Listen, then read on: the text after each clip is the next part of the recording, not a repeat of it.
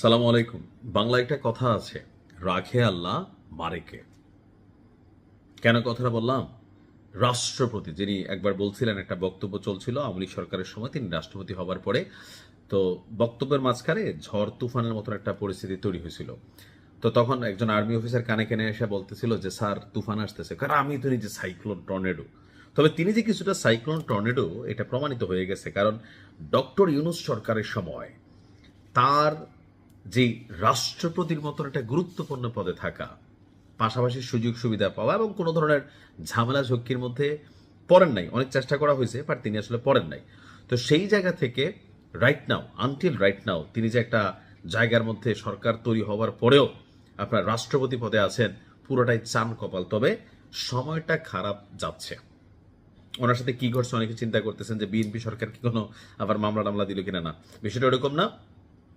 আমাদের রাষ্ট্রপতি শাহাবুদ্দিন চুপ্পুর হার্টে ব্লক শনাক্ত হয়েছে, অলরেডি রিং বসানো হয়েছে। আর আমরা জানি যাদের হার্টে একবার রিং বসানোর প্রক্রিয়া শুরু হয় তাদের দিনগুলো খুব খারাপ যায়। অনেক স্বাভাবিক যে নিয়ম কানুন বা স্বাভাবিক জীবনযাপন এটা কিন্তু আর সম্ভব হয় না। আবার এটা বয়স ভেদেও আপনার বিষয়টাকে শারীরিক সুস্থতা অসুস্থতার ইস্যুটা ডিপেন্ডেবল হয়ে যায়।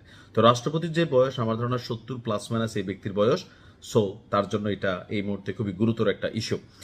যুক্তরাজ্যে নিয়মিত স্বাস্থ্য পরীক্ষা চলাকালে রাষ্ট্রপতি শাহাবুদ্দিনের হৃদযন্ত্রে একটি গুরুত্বপূর্ণ ব্লক শনাক্ত হয়েছিল।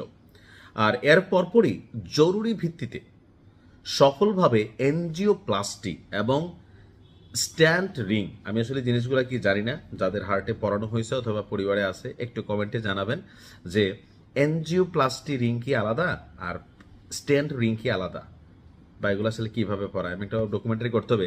যাই হোক, তো ওনার হার্টেও এনজিওপ্লাস্টি এবং স্ট্যান্ট রিং বসানো হয়েছে। তো বর্তমানে শারীরিক অবস্থা স্থিতিশীল আছে, আমরা যতটুকু জানতে পারলাম। গতকালকে রাতে বঙ্গভবনের প্রেস উইং থেকে এই তথ্য আমাদের সামনে আসলো। যুক্তরাজ্যে অবস্থানরত রাষ্ট্রপতির ব্যক্তিগত চিকিৎসক, এই মুহূর্তে রাষ্ট্রপতি তিনি যুক্তরাজ্যে আছেন, এমনকি তিনি তার শপথে কিন্তু বহাল আছেন। ওনার যিনি ব্যক্তিগত চিকিৎসক আছেন কর্নেল ডাক্তার একেএম ফয়জুল হক সাহেব, তিনি আপনার প্রেস উইংকে জানিয়েছেন যে গত 12ই মে দুপুরে আপনার যুক্তরাজ্যের ক্যামব্রিজে যে বিশ্ববিখ্যাত একটা হাসপাতাল আছে, রয়্যাল প্যাপওয়ার্থ হসপিটাল, ইন্টারভেনশনাল যিনি আছেন হাসপাতালে, ইন্টারভেনশনাল কার্ডিওলজিস্ট ডাক্তার স্টিফেন হোলির তত্ত্বাবধানে রাষ্ট্রপতির এনজিওগ্রাম সম্পন্ন হয়।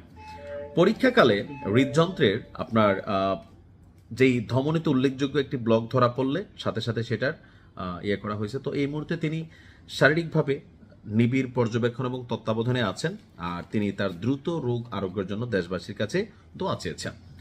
এখন হয় কি যে ধরেন বড় ধরনের কোনো ঝামেলা থাকলে এটা আসলে এতটা সামনে আসে না, তা এটা একটু লুকোচুরিত থাকেই।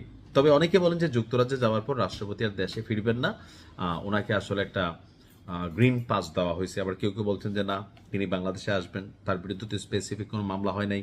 আবার অনেকে ভয় পাচ্ছেন যে তাকে রাষ্ট্রপতি পদ থেকে সরানোর পরপরই বা নতুন রাষ্ট্রপতি নিয়োগের পরপরই তিনি আবার কোনো বিপদে পড়েন কিনা, তার বিরুদ্ধে কোনো মামলা টামলা হয় কিনা, এই চিন্তা করে তিনি হয়তো আগে চলে গেছেন। বাট আমার পারসেপশন এটা 50-50, তিনি দেশে আসতেও পারেন, নাও আসতে পারেন।